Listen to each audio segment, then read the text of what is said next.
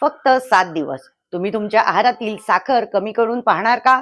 कारण अनेकांना या छोट्याशा प्रयोगानंतर काही बदल जाणवू शकतात. कोणते? चला सांगते. सर्वात पहिलं म्हणजे फळं जास्त गोड लागू शकतात.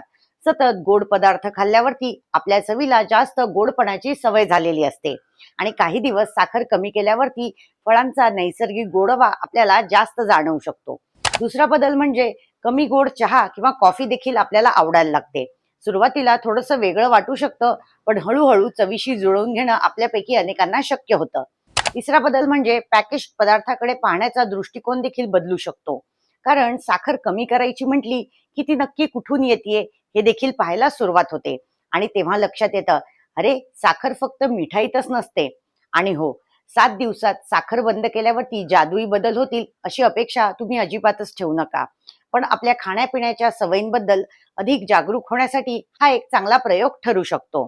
लक्षात ठेवा, साखर कमी करण्याचा उद्देश पूर्णपणे गोड खाणं बंद करणं असा अजिबातच नाहीये.